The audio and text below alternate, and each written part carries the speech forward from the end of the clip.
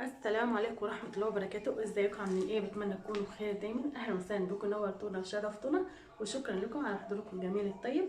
اتمنى منكم بقى لايك واشتراك في القناة عشان تكبر بكم يا احلى واجمل عيلة في الدنيا، عيلة امرايا. ربنا يحفظكم وبارك فيكم. النهارده كده حبيت اشارك معاكم روتين يوم كده على السريع، ما ياخدش مننا وقت خالص. وطبعا بشكر المتابعين الجدد، اخواتي وحبايبي من مصر ومن خارج مصر، وحشتوني جدا جدا من الفيديو اللي فات. ويلا بينا نبدا اليوم بتاعنا النهارده، ويومكم كله سعاده وهنا ورزق وراحه بال وكبر خاطر. نبدا بقى اليوم بتاعنا النهارده. هنجيب بقى ايه زي ما انتم عارفين بقى. اول حاجه كده بنعملها نمسح بقى البطاطا بتاعتنا ونخليها نضيفه زي الفل. نضيفها كده زي الفل. وبعد كده بقى نشوف بقى هنعمل ايه في اليوم بتاعنا النهارده. هنمسحها بقى كده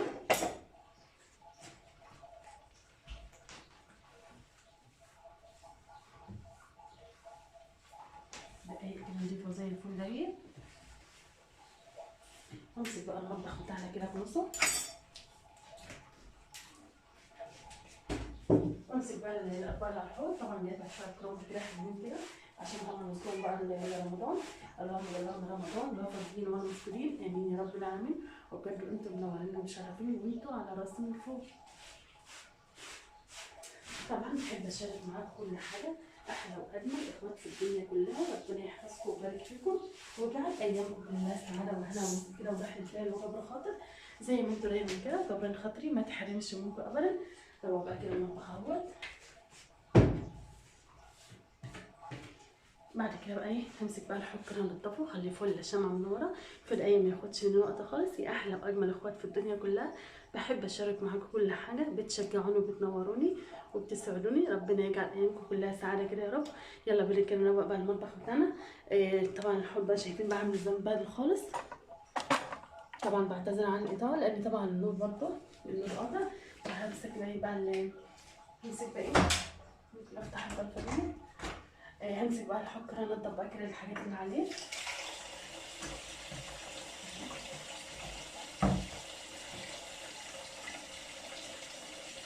طبعا لو في كوبايات او صواني بقى يعني كده هنبدا نشيلهم بقى الاول عشان ما يتكسروش ولا يتبهدلوا مننا ولا حاجه. نسوي كده بسم الله توكلت على الله ولا حول ولا قوه الا بالله. ان شاء الله كده ربنا يعيننا ونقدر كده نخلص كل اللي ورانا. طبعا كنتوا بتشجعوني وبشجع بكم احلى واجمل اخوات في الدنيا كلها. ربنا يكون كمان من حياتي طول العمر.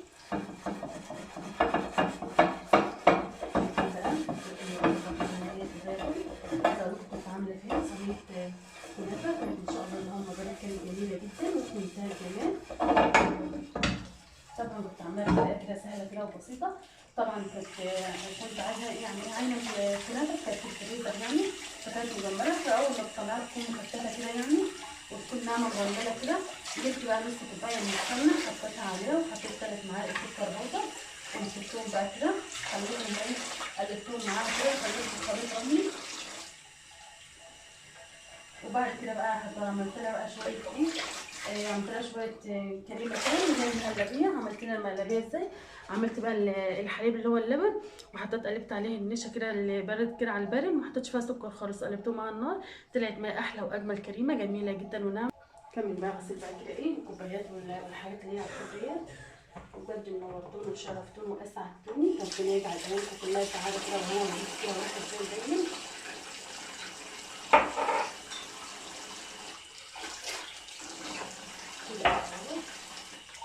نروق نطبخها ونخليه ياكل زي الفل. طبعا فرصه كده والنور قطع، بس طبعا قبل النور ما يقطع كنت طبعا ايه ضربت بقى الشفشق كده في الخلاط عشان ابدا بقى اجهز بقى كده. ارجع لكم المشكله بقى على طول. كانت برضه الميه قطع ورجع بقى يرتاح الميه نجت، النور بقى قطع. هنعمل الحمد لله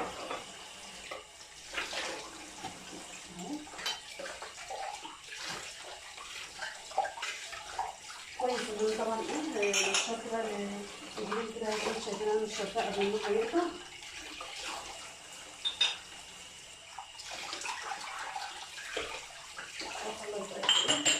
هبدأ كده اغسل بقى كده الأطباق بعد ما اخلص بقى الكوبايات، واخلي المطبخ كده نضيف زي الفل على ما طبعا على ما النور يجي ان شاء الله.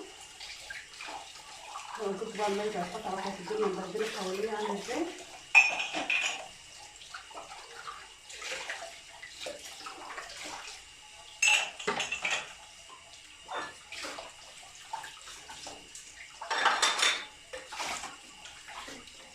نسيت بقى كده المطبخ كده وخلاص كده. هغسل بقى بقيه الكوبايات والحاجات دي كلها، ونشرت بقى الملابس هي طبعا ايه قبل النور بقى ما يقطع. وبجد كفايه نوركم، منوريني ومشرفيني واسعدتوني ونورتوني.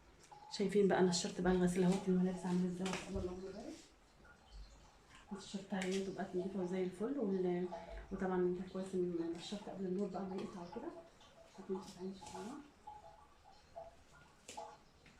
وطبعا بقى هغسل بقى، ما عادش معايا حاجه غير طبعا الحوض بس. هنضف كده الحوض وبعد كده بقى اشوف هعمل ايه. ويومكم كله سعاده وهنا ورزق وراحه بال وجبر خاطر. وانتوا على راسي من فوق منوريني دايما ومشرفيني. احلى واجمل عيله في الدنيا كلها، بحبكم.